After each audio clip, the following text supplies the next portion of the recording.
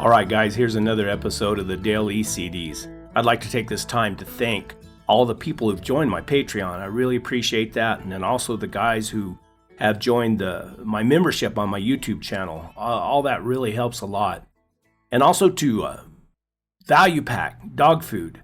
You know, I fed Value Pack before. I really thought it was good dog food. The hounds did really good on it. And I'll be feeding it again here soon. I think it's real important that we support the companies that support what we do.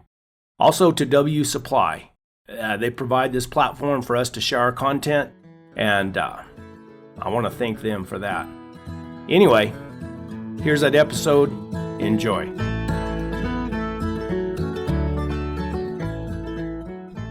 Well, I got my gun up to my shoulder, laying right there on my belly, and I put it up to my left shoulder because I shoot left-handed. And I got all ready, and these dogs was maneuvering around there, so I had to be careful. And now, minute everything was cleared, and I killed that thing. And by that time, Splayfoot and Clell and Mr. Shirt and C.H. Barnaby was right there close. And then I crawled back out. They came on up, and so Splayfoot and I crawled in there, and we pulled that thing out with a rope, and then we put it on a pole, and it was a lot bigger than the female jaguars in Mexico. And we carried it back to the Jeep and took some pictures and all, and then went on back to camp. And I guess that is the third day that we'd been there at that camp, and we thought that was pretty good. But I really did shoot it into old Splayfoot. And I'd say, no se pare, no se pare. And I told him, I said, well, now listen, you can tell that these Arizona hounds, it only takes one of them to catch a jaguar. It don't take a whole dang big pack. And now let me tell you, he didn't hear the last of that, because I imagine he is sick of hearing me say that to him. It only takes one of these hounds to catch a jaguar. But I felt like that he had it a-coming. So anyway, I think it was fourth day we didn't run anything. Well, the fifth day we were out there walking along up by the edge of the jungle, and in a cow trail that run right along by it. And it was real dusty. And it was dusty as the dickens. And we hit this track, and these dogs could take it a ways, and then it got pretty hot and they couldn't trail it in this dusty trail. So we just put our dogs back behind us, and we was trailing it ourselves, going right up this dusty trail. And Barnaby was with us. Well, we got up there quite a ways, and it began to get up in the day and get hot. And after a while, he said, you guys are not going to catch that jaguar. I said, well, C.H., I don't know whether we are or not, but we're trying to, and you got to try and put out if you're going to catch this stuff. Oh, he said, you're not going to catch it. He said, I'm going to stop. I said, well, don't you try to go back to camp by yourself, because if you do, you'll probably get lost and never get back. And right out just a little ways, there was a big old tree sitting out there. But one thing good about it, if you got out of that jungle, there was a good breeze would come up about 10 o'clock every morning. And this tree sit out in this opening, and a pretty good breeze out there. And he is getting hot and sweating. And I said, well, you go out and get under that tree in that good shade in the breeze, and you wait there till we get back. I said, now I'll tell you what we're going to do. If we catch that jaguar here close and the tree it, well, we're coming back after you. But if that jaguar is fighting these dogs on the ground, we're going to kill it. We're not coming back after you, because you ought to be with us. He says, well, I don't expect you to. And we had these same 4 females that we'd had when we caught the other one. So, but he said, well, I wouldn't expect you to, but he says, you're not going to catch it anyway. I said, well, I don't know whether we are or not. So we just went on. He went out to that tree and got in under it. So I'll bet we hadn't went over a quarter of a mile from him, if that far. And just kind of around a little point in the jungle, and boy, the buzzards just swarmed out. And that jaguar had went out on that flat there and caught that grown cow and killed her and drug her over and had her there in the edge of this jungle. And she was laying right there at the cow, right there to kill. And these buzzards wasn't down there eating on that kill, because that jaguar was laying there keeping them from it. They were all in those trees. And when those buzzards all flew out of those trees, well, we knew nearly that there was a kill there. And these dogs were right with us. Why, they smelt that jaguar right there. And boy, they bawled, and away they went. Well, they didn't go just a little ways down through this jungle, and we were running down in the jungle, but in a little kind of opening to where we could run. And we was just a running to beat the dickens. And old Cloud seen this jaguar, and he just raised up and shot, and down it went. Well, in a little bit, it just jumped up, and away it went. Well, they run quite a ways farther, and we was using this old 35 Remington automatic, and right there in a small clump, probably 20 feet around it and real thick, were the bait in there. And this thing would hang up so much, we'd shoot it single shot. So he run in there and shot this jaguar and then run out. And I said, for God's sake, let me kill it for you. So he handed me that old gun, and I put a cartridge in it, and I run in there, and the jaguar was laying there dead. And I just shot it. Turned around and come out, and I said, well, let's get in there and pull it out. I said, and you telling me about how much better shot than you are, and I am, and I have to shoot a jaguar that you're supposed to kill. And I never did tell him for a long time that jaguar was dead when I went in there. So we pulled it out and skinned it. Well, old C.H. is back down there, and he could hear all this commotion. So now in a minute we walked up with this jaguar hide on her old Splayfoot's back, taking it back to camp. And I said, C.H., you ought to have been with us. He said, yes, I should have. He said, I could have made it there all right.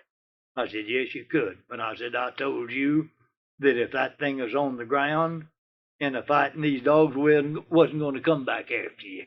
And I said, you ought to have been with us. He said, well, I didn't think he was going to catch it. I said, you remember I told you that you didn't know anything about it, that I didn't know whether it was or not, but I knew good and well we had to change. He said, well, my own fault. I said, yes, it was. You haven't got any bellyache coming? He said, no, I haven't. So we went on back to camp. Well, I think then the next day, Vegas come in and his plane and visited us there. Well, now we went out there then one day after Vegas was there, and we were letting Dora wasn't in season, so we was out there, and I think we had a dog or two more with us. Now, I don't remember what. I think we had 5 dogs, but we had Dora and Rounder and Tuffy, and Rounder and Tuffy were Dora's pups, and Dora, I think they was 3 years old, and Dora was 5 years old, but they were broke dogs. And we'd told Vegas that they was deer-proof, and he didn't believe it because he had never seen a deer-proof dog. So we were walking along, and he had guys to take care of his hounds, and he had guys to kind of more or less handle his hounds. And he and his head hound man is walking along there with us, and Dora and Tuffy and Rounder was that down, I imagine 75 yards in front of us, hunting along, and 2 deer run across, right close to them. But I don't know whether the dog seen the deer or not. And old Vegas looked at his hound man, says, now we'll have a race. Well, I knew what he said to him. I didn't say anything. We just walked on down, and these dogs had across these deer tracks and never paid a bit of attention to them. No, Vegas turned around and looked at his hound man, says, I never saw that before, did you? And this old boy said, no, I never did. So we went on to camp. Vegas invited us to come to his camp. Says, now I've got a good camp over there. I've got a little light plant, and it'll also run an ice box. And he said, it's a real comfortable camp, and there's lots of jaguars there. So why don't you fellows load up and come to my camp? So we decided we'd do that. Well, this crazy guy that was driving this truck that we'd rented out of Caracas had just got back and just run it right up under a tree, and a big limb had just knocked a hole right in the windshield and just splattered it all over. And oh, he just laughed and laughed. So we went to Monte Carlo and hired another truck and told him to take that truck and go back to Caracas. We didn't want him anymore. So we brought that other truck out there and loaded all of our stuff and our dogs and us in it, and away we went. Well, this driver of this truck didn't hardly know the way over there, and it was quite a ways and through the jungles. And we finally passed by through a little town that did have some gas, and we filled up with gas, and we got down there and run out of road. And then it started getting dark, and Barnaby and I'd take turnabout getting out there with a flashlight and finding the road for that truck. And Mr. Shirt got mad. He said, we're going to turn around and go back to Bruzois, then back to Caracas. I said, no, we're not, Mr. Shirt. He said, yes, we are. I said, no, we're not. He said, we're going back to Bruzois. I said, no, we're not. He said, well, I'm going to tell this driver to take us back to Bruzois. I said, you can't talk to him, and he couldn't understand what you were trying to tell him. And I'm not going to tell him to go back to Bruzois. So we stopped and made camp. And of course, he is mad. We had everything, and we had water with us. So after we made camp and got us something to eat and standing around the campfire a little while and getting ready to go to bed, while we heard a noise away over there, and it was at the crossing of this Rio de Apure, and that's where we was trying to get to, and we was in hearing distance of it. So early the next morning, we loaded up, and we went over to this crossing, and we got our truck on a barge there, and we crossed this river, which is a pretty good-sized river. And as we got off on the other side, well, they told us the road to Vegas's camp, and we had no more trouble. We didn't have to go over 8 or 10 miles, and we was to Vegas's camp. And he did have a nice camp. And he was right, there was jaguars there. They had killed a couple of jaguars and just a few days before we got there. Now, and then they said, right over here, just a little ways, they said there's a lake over there that's about somewhere around a couple of 100 yards around it. And they said there's all kinds of jaguar tracks where they've come and watered at that lake. Now, see, this is in the dry season, and that's when you want to go there. And in those canyons, it'd be sand, and some of them, sometimes it'd have a little water in them, and there wasn't, but they wasn't running. So we loaded up early the next morning. Now, Vegas had they called it a Fargo, and it made by Dodge, something like our old Dodge's 4-wheel drive. So Clell and Vegas and Mr. Shirk, and they had one native with them, and then C.H. Barnaby and I and another native, and we had 2 packs of dogs. So we goes out there, and they'd been to that lake the day before, and we circled that lake, and they said, here's a jaguar track that wasn't here yesterday. So I said, well, I'm going to yank our hound, that 1 pack there out of there and take after this jaguar. Now, Vegas had some hounds there, too. And I said, y'all can go on, and we're going to take after this one. This native and CH and I, of course, he had the machete. And I had this old Remington rifle, and he had his shotgun. So we put those dogs on that track, and they hadn't went but just a little ways. Till that native come up to me and says, I can tell you one thing. Says, you can catch lots of jaguars here with those dogs, because I've never seen any hounds that'd get up and work a track and act like those. He said, that's by far the best dogs that I've ever seen. And in a little while, we had that jaguar jump, and it wouldn't tree. And it went quite a ways a fighting them. And they went around and around, and after a while, it finally stopped, and it was in a bad place. So, and the dogs was obeying. So we cut right into them. And we were up right amongst their dogs. And I looked, and I know it wasn't over 10 or 12 feet from me, and right through a little part of that jungle, I could see that jaguar, and is laying down. Now, that's how hard those dogs had run and fought that thing, and it was so hot, it was laying down. And I whispered to CH and got him up there, and I said, there that thing is, kill it. He said, where? I said, laying right there, right there. I can't see it. I said, there it is, laying down. And now in a minute, well, of course, it heard us. Well, it jumped up. When it jumped up, he seen it, and he just stuck that old shotgun in there and pulled the trigger and had a slug in it, and it hit it right in the middle of the neck, and boy, down that thing went, and it was dead. Well, we pulled it out and put it on a pole and carried it back down there, and here it was to one of those streams, and it had just a little water in it. So we got in the shade, and we hung this thing up in the shade. And 2 hounds were out of commission. They couldn't go because they were hurt too bad. So we tied those dogs so they could be sure and be in the shade no matter how long we was gone.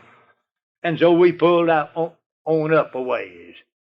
And after a little bit, well, we hit where these streams had kind of forked a little, and just a little water in them in places, and it would be just a trickle. And now in a minute, we heard our dogs coming right straight towards us. So I just got mine back there with me, and when their dogs come up right close to us, and they turned up this other little drainage, well, I turned ours loose, and away they went. And I guess we only had about 4 dogs left. And Dora was one of these, I remember, that was in our pack. But anyway, it wasn't too far till they treed this jaguar, and it was another female, and a good big animal. So we came up to it, and one native and C.H. Barnaby shot it, and it died out of there wounded, and old Dora run up, and I was standing right there and seeing this happen. That jaguar never grabbed it with his claws or anything like they'll usually do when they bite one. That thing just reached out and snapped her and broke her shoulder, and then wheeled and jumped into the jungle, and I jumped into the jungle right after it, and the other stopped it for just an instant, and I killed her. So we went on back to the Fargo Power Wagon and went back. Well, then in a few days, well, this same native and Barnaby and I went over in the Power Wagon, and Mr. Shirk was in the Power Wagon, and we stopped, and we were going to have to walk right up through the jungle, maybe 2.5, 3 miles, somewhere in that neighborhood. Well, that was a part of the jungle that had bulged out and was kind of egg-shaped. And at the upper end, they're supposed to be waiting up there for us with that Power Wagon. Well, we went up kind of on one side of this jungle, and as we got 2/3 of the way to this Power Wagon, well, we picked up the tracks of a big male jaguar. And I knew at that time we hadn't killed a real big male. And when I looked at that track, I knew that it had to be a big male jaguar because it was big. And it was kind of going back down through the jungle, kind of paralleling the way we had went up. So, in just a little bit, I saw that was a good running track, and I told Barnaby, I said, now you follow me just as fast as you can, because I'm sure that they're going to catch that thing. Well, we were in hearing of them when they jumped, and we was in hearing of them when they bayed the first time. It never did go up a tree, it bayed. And of course then I pushed him for all I was worth. And it wasn't too long until we were right to him. And let's see, I guess I just had 5 dogs, I guess. No, I had 6. I had 6 dogs. And here, when we got to them, there 3 of them was standing out, looking into grass that was just as thick as grass could be, only it rose up and was twice as high as our head.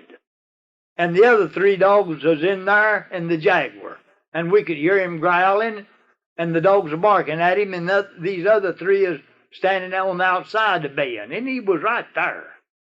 And I whispered to Barnaby, now that's going to be a chore to get in there and kill that thing, because we can't see him till we're in maybe a foot of him. Well, I don't know what happened, but the Jaguar probably smelled us or heard us or something, and he broke bay. And he went out of this tall grass, and away they went. Well, they didn't go 200 yards till they bayed him again. And, of course, it wasn't no length of time until we were there. Well, when we was coming up to the dogs, we come out into a little kind of opening, I imagine 30 yards wide and maybe 75 yards long. And it just had sparse bushes in it. Well, down at one end of where this narrowed up, there was just a jungle tunnel that went down to where the dogs were bayed. And I walked down there and looked down through that tunnel and could see the Jaguar bayed at the foot of a big old tree that had fell down and the roots is sticking up. And I could see that. So I said, well, now listen, C.H., I said, I'm going to walk right down through this tunnel, and you come in right behind me. And I said, now, I don't believe you'll shoot me in the back, because I'm afraid to take for most of the people to come behind me going up to a dangerous animal with a loaded gun. He said, no, I won't shoot you.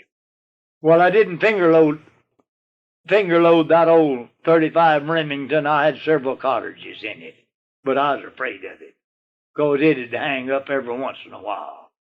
And I figured when the chips was really down, but that's probably what had happened, but I couldn't help it. That's all I had to hunt with. So I said, okay, C.H., are you ready? And this poor native, he's standing there back there quite a ways behind us, and all he had was a machete. And old C.H. said, well, I'm ready. So I leaned over, and I had to lean over to where I was just about straight out from my hips. I had to lean way over to go up. And I leaned over and started down through there. And I'd only got about 3 steps. And I could see the Jaguar and the dogs maneuvering around. And there was a dog right between the Jaguar and I. And now in a minute he just laid his ears on his head, and he growled and roared, and here he come. Well, I thought he was after that dog. That dog just faded into the jungle, and here that Jaguar come right down through that tunnel right towards me. And he had probably covered half of the distance before I really realized maybe that he was after me.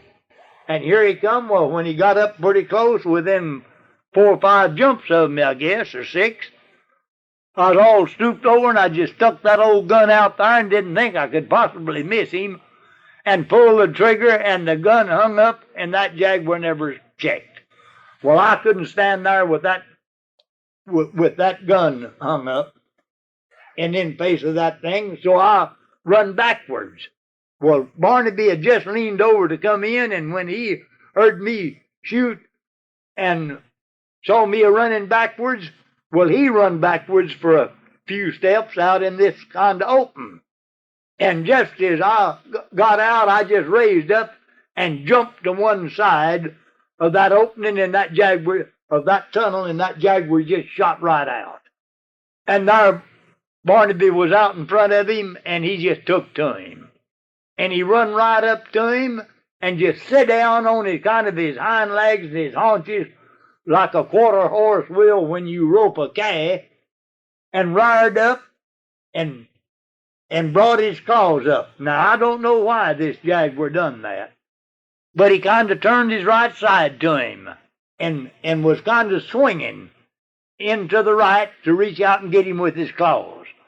Oh, boy, that scared me. And I was trying to unhang that old gun, too, and I was saying to Barnaby, it didn't look like he was going to shoot.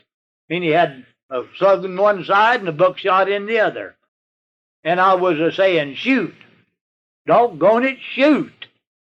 And finally, just as that Jaguar's feet was no distance from him, he just stuck that old gun out there and pulled off both barrels. And he missed him with the slug. But he hit him right square in the point of his right shoulder with that full load of buckshot at that distance, which the gun couldn't have been over 3 feet from him, I don't believe, if that far. I don't think it was that far. Well, it knocked that Jaguar down for just an instant on his side, and he just jumped right back upon his feet. And that shoulder wasn't even broke to where he couldn't use it. I couldn't even tell that he couldn't use it as good as he did any of them. Well, right there is where maybe our hounds saved our neck. Because when those bullets went to going off, those hounds were right there, and they went to going up and getting that Jaguar by the hind end. And he just made a few jumps out and still wasn't back in the bad jungle, and jumped out there and went to fighting those dogs. Well, he jumped out there and grabbed one of them right square in the small of the back, kind of in front of the hips, with both claws, so that with both front feet, and that showed that that shoulder wasn't hurt very much, and pulled that dog up, and I was still watching it and trying to unhang that gun, and opened his mouth to bite that dog. And it was a red speckled hound we called Rip, I believe. And when he done that, old Nag run up behind him, a big blue tick, and grabbed that Jaguar right by the hips, and that old Jaguar just jumped and snorted and turned that red speckled dog loose that he had in his claws, and he never did bite him. And when those claws come out of that dog, they just popped like sticks. And the dog got away. But he was hurt, and he was out of the fight. So finally the Jaguar got back in deeper in the jungle. And I got this old gun unloaded, and that made 5 more bullets that I had. Well, I wouldn't load it up anymore, only finger load it. That meant one at a time. So I put a bullet in there and run in there and shot him. Turned around and run out, and I still didn't kill him. There's something matter with that ammunition. No telling how old it was. And I done that, and I had that Jaguar shot all over. I had him shot in the head and the shoulder and in behind the shoulders, and I shot up all my cartridges. And he still wasn't dead. Well, Barnaby had shot all of his, but he had shot 4, and he had 2 left. Well, the 2 cartridges he had left were both buckshot. So I said, listen, C.H., get in there and kill that thing. I haven't got any cartridges left. Now, we've started this, and we got to finish it. He said, well, now listen, maybe we have started it, and maybe we have got to finish it. But he says, I'll tell you, I'm not going in there. And this thing had went back then and got in some of those bad vines that you can walk on, but you can crawl in under them like a dog on your hands and knees, but you can't raise up because it'll be 3 feet thick above you, and you can get up on top there and walk along if you're not careful and fall through a hole. So, see, I had to crawl in under there and drag that old gun along with me and I had the only 2 cartridges we had left, which is buckshot, in this old 12-gauge gun. And he was hurt, he was sick, but he is back in there at least 100 feet or farther. And 5 of these hounds are still with him, and the one that he had hurt so bad was outside. He wouldn't go in there, which you couldn't blame him, because his hind end wasn't working very good. So they just a circling him. And every once in a while, one of them would dip him on the back end, and he could jump up and charge around. He'd charge him around there, but he'd go back and lay down in the same place, just like the other one did, under those same circumstances. But then there were 5 dogs there with him instead of 2. So every time that had happened, I'd wanted to be up pretty close so I could be sure and kill him with them 2 last shots. So when that commotion kind of go up, I'd crawl up a little closer. And so I finally got up. I figured I wasn't over 40 feet from him, maybe closer. And I just laid down there right on my belly, flat on the ground. And I put that old gun up to my left shoulder, and I got ready. Well, now in a minute he charged them around and then went back and laid down in the same place. And there was a dog right between the Jaguar and I. So I waited there just a little bit, and this dog moved to one side. And I just raised up and sighted with both of those bullets, right, shotgun cartridges, right straight at his head. And I just pulled both triggers at once. Well, I cracked his head, and I killed him with those last 2 shots. But let me tell you, folks, I'll never do that again, because I thought my shoulders broke. Why, it kind of scooted me back, laying right on my stomach, and oh, did my shoulder hurt. But it killed him, and I went back out then and hollered for this native, and he answered away down there. I bet he is a quarter of a mile. And you couldn't blame him for getting out of there, because he only had a machete. So he came back, and we got in there and pulled the Jaguar back out into the edge of the jungle. We were right in the edge of it by that time, to where we could get to him with a power wagon. So C.H. Barnaby and I and the hounds all stayed there, and he went and got the power wagon and come down, and Mr. Shirk was with them in the power wagon, and picked us up and took us on back to camp. And I thought that poor C.H. Barnaby was still pale when Mr. Shirk got there over that, because that was a dangerous proposition. And if that Jaguar would have got a hold of him, he might have killed us both. Because if he had have, I'd have sure hit him over the head with that old Remington gun I had, and tried to have got him off, and he'd probably got a hold of both of us. Well, now, far as I know, this is a record, because in 32 days down there of hunting, we brought in 27 Jaguars using 2 packs of dogs. And far as I know, that is a record, and I've never heard anybody that knows anything about Jaguar hunting, or in either South America or the United States, ever dispute that.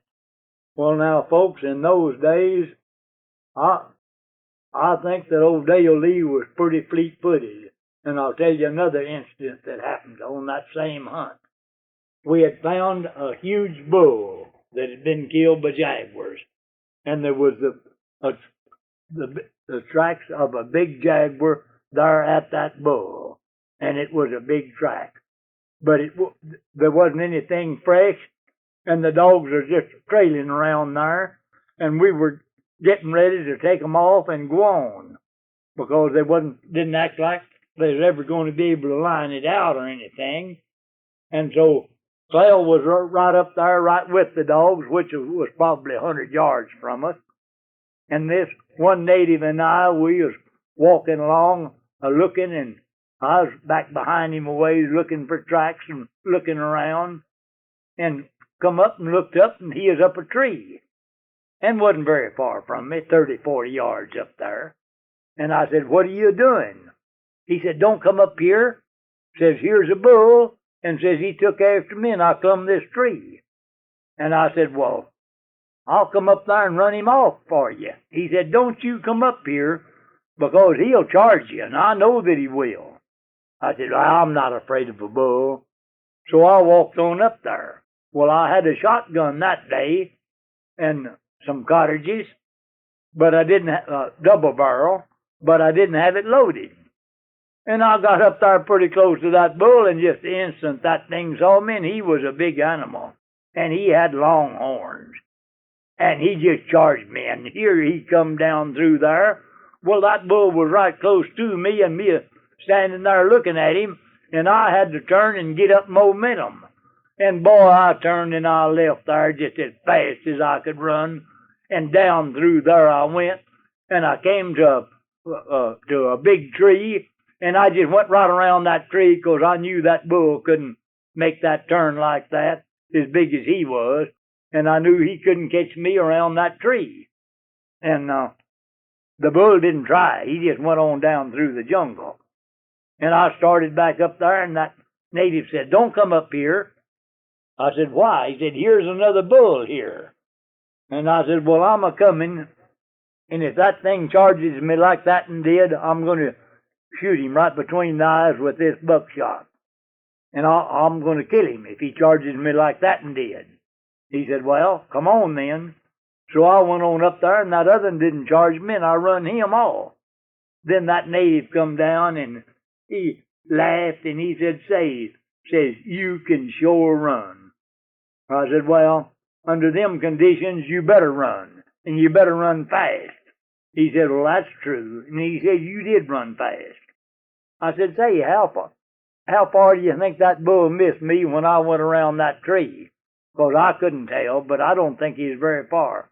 He said, "I don't believe that bull missed hitting you over 4 or 5, 6 feet at the most. Maybe, I don't believe over 4 or 5 feet when you went around that tree." I said, "Well, that was far enough. He didn't hit me." So I thought that showed that I was pretty fleet-footed. And that native said, "You can sure run." Now, this hunt took place, I believe, just before World War II started. And the fellow that lined up for the hunt, I've forgotten his name, but he had plenty of money, and I believe he was connected to the Army some way, or was taking a bunch of Army contracts. Anyway, he was from New York. So he came to Ernest and says, "Ernest, if the boys will take their whole outfit and go down into Chihuahua, Mexico there, and get the camp all situated around, and come down, and then come back and pick me up in El Paso, well, I'll meet them in El Paso there, and go on back down with them." And he said, "But I don't want to lose no time, because I want to be ready to hunt and everything set up and ready to go when I get there. And I want them to have the game located and have the camp in a spot where there is game." And so Ernest he paid him a good big deposit on the hunt. And so Vincent and I and a fellow by the name of Phil Flint from Cañatía, Texas, went with us. Now he was kind of crippled from the polio, but he got around pretty doggone good to be a crippled man, and he was stout. So Vincent and I went to Cañatía, and that's only just about, I think, 20 miles from El Paso. We went to Phil Flint's, and we got in there one afternoon. We stayed there and got everything ready to pull out early the next morning, and we hit the border, and it took us a while to get across. And as I remember correctly, we was about 130 miles below the border. Well, anyway, we were down between El Paso in Chihuahua City, or where you cross there in Mexico from El Paso is Juarez. And I can't remember now just how long it took us to get there. But we got down in there anyway, and we got back there and found game, and we did make a nice count and got all set. And we had a good pack of dogs. And we had a good pack of lion dogs, and we also had a good pack of bear dogs. Now, we had 2 coal black dogs they were tall, good big dogs. I imagine they'd weigh 62 or 3 pounds apiece. And now I call them cur dogs because here we had got them out of Oregon when they were pups. We traded 2 hounds for these 3 fighting dogs, and we only had 2 of them with us, and they were the 2 males. Now, they were well-built dogs and had good muscles, and they were supposed to be hound and bull terrier and a little bit of stag hound and bird dog in them. So that was quite a mixture. But anyway, they were fighting dogs, and they could trail a fresh track. And when they could trail a track, they were fast. And here's another thing that they would do that wouldn't bother you. If your dogs was on a track they couldn't smell, they just went along with your hounds, and they didn't bother them. They just went along with them. But when your hounds jumped, they had to be fast, or those dogs would lead them. So we got there to this camp. We got her all fixed up. So Phil Flint and I came back to Cañatía and was going to meet this fellow there in El Paso. So we phoned Ernest.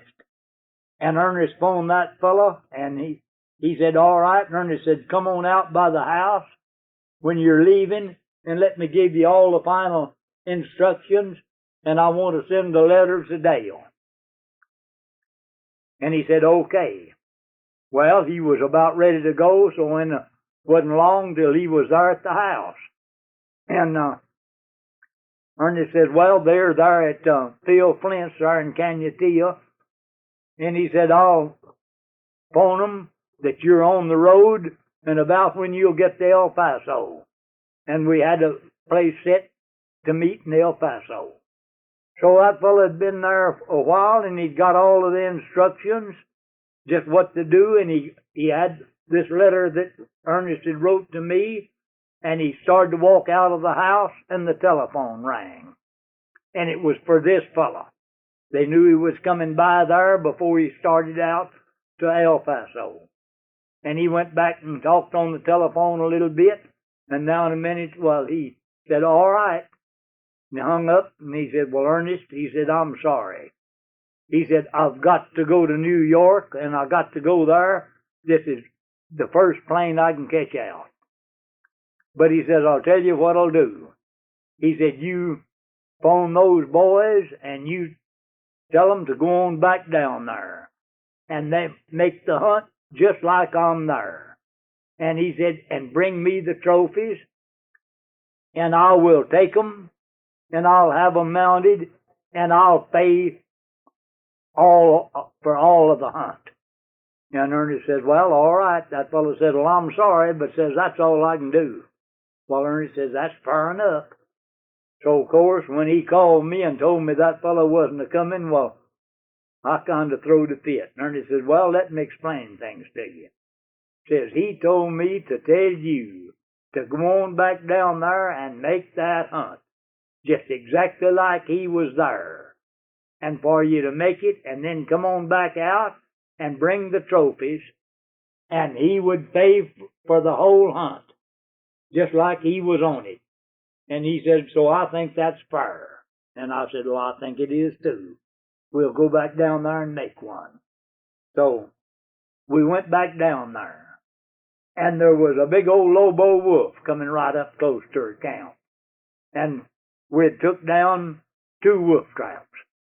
So one day Vincent says, I'm going to go down back down the road we'd come in there on, which was just a little old dirt road that ended close there to where we was camped. Said, I'm going to go back down here about a couple of miles, and I'm going to set these 2 traps, because I've seen that wolf track along that road a couple of times, and just to see if I can catch it. So here's the bait he used. He went out there to where one of these hounds had been a-wetting on some leaves, so he just took and scooped up these leaves and put them in a little sack and carried them down there in these 2 traps. And he set these 2 traps in pretty close together and just poured some of those leaves right in behind the trap. And we weren't going out every day because we knew we was going to, this hunt called for 2 weeks. So we decided we'd just hunt around there and get us some camp meat, and there was deer and a lot of deer there and also turkeys. So we decided we'd get us some camp meat to last for a few days. So Vincent went to his traps, and the second morning, and we was going to hunt the next day with our dogs, and we didn't want to go down in that where those traps were, so Vincent was going to throw his traps at, only going to keep them set 2 nights. Well, Phil Flint and I went out there deer hunting and turkey hunting, and we had good luck. I think we got 2 of those small white-tailed deer and 4 turkeys. So he went down there and run his traps the second morning to pull them up, and he had this Lobo wolf in one of them. He said he saw where he's coming up the road, and it passed by the trap and winded that trap and turned and went back to it and just walked right up and just plopped his foot right in it, the first one that he come to.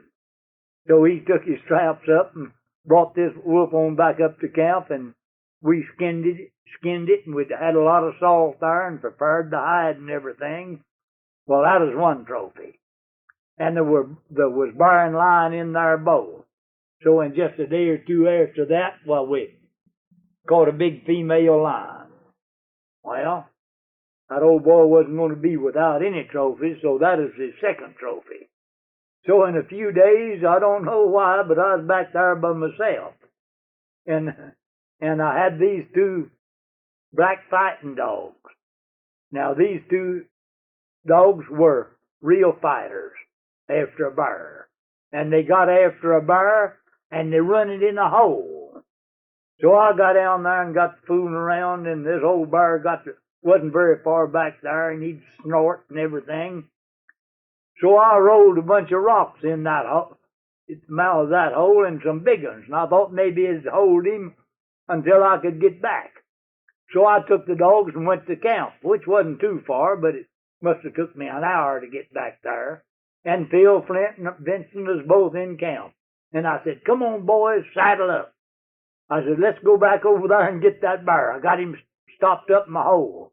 If he gets out, well, we'll take after him and see if we can catch him again. So we went back over there. And we had these 2 fighting dogs. So we wouldn't let those dogs, we'd keep them beat back away from that hole. So we got down there, and we couldn't make him come out, and it was a big bear, too. But he was just there was a few grizzlies in there. But this wasn't no grizzly. This was just of the black bear species. But he was a big bear. We couldn't get him out, so we set a bunch of sticks afire and poked him back in there. And after a bit, well, the smoke began to roll in out, and we could smell her. And I said, well, we're burning something up in there. I can smell the hair. And now that old bear come up and kind of stuck his nose up there, and Vincent shot him right down. He was standing above him, and he shot him right down through the nose with a .22. And when he did, that old bear just snorted, and out of there he come. Well, when he jumped up on a rock, and all that hair kind of stood up, well, he looked huge. And off of that mountain he went, and those dogs right after him. And I told Vincent and Phil Flint, I said, we might have made a mistake by doing that, because we could have killed that thing, when it jumped out on that rock. And we hurried down there a little ways, and we saw him come out across this canyon and up on the other hillside. And boy, one of these black dogs was in the lead. And he just run up and just grabbed that thing. Well, that bear just turned and charged him, and he run off. The dog went on down the hill, and the bear turned back. Well, the next dog was half Jew lion, half walker. And he is a fast dog, and he is a bear dog. And you know, he just motored up on that bear just like that fighting dog did. And they're standing there looking at him. And he grabbed him right by the hind end. And that bear turned around and charged him. And in stopping and trying to go back on up that hill, he just went right down to the bottom of the canyon. And the first good pine tree he found, well, he come it. And of course, they all started barking trees, and we laughed and went on down there and killed this bear and went on back to camp. And then we hunted there a few more days, and we didn't do any more good there. And so we had this guy 3 trophies. And with this one bear, well, the last one we'd killed, we still would roll up out the hide, and then we'd roll it up. And we had it salted real good. And a Spaniard came in there.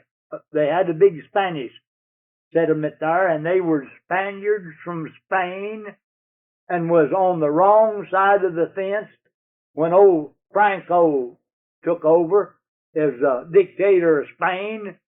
And they had come to Mexico, and they'd brought a lot of money, and they had bought a bunch of land back there, and there was a regular colony of them.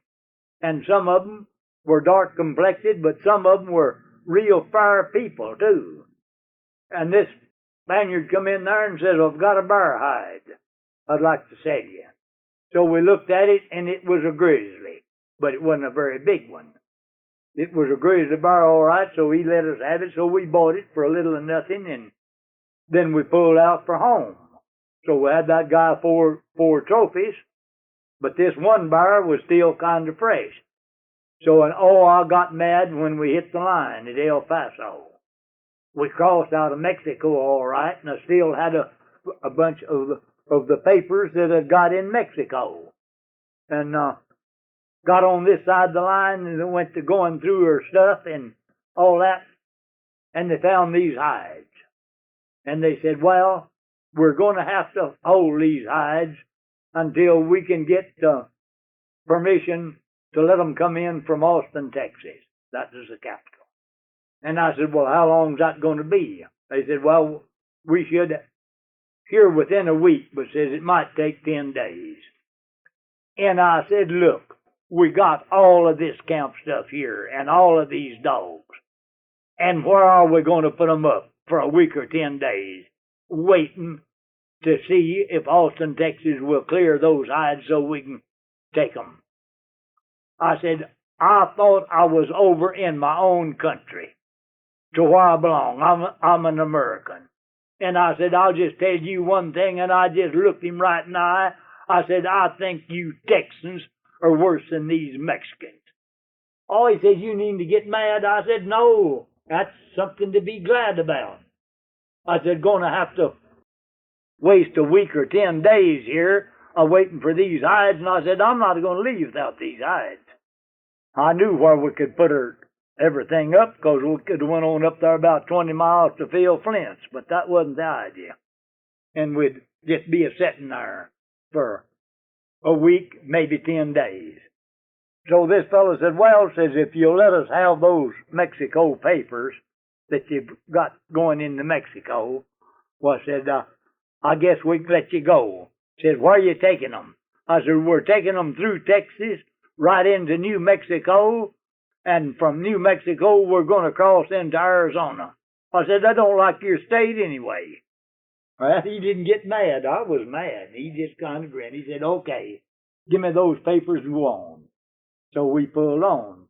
But now, if I'd have been mealy-mouthed and wouldn't have said anything to him, well, they'd have made us stay there. And I told him besides, I said, "That one hide is green, And by the time that all took place, you guys would have it spoiled, or the hard be a slipping out of it all over. It wouldn't be any good.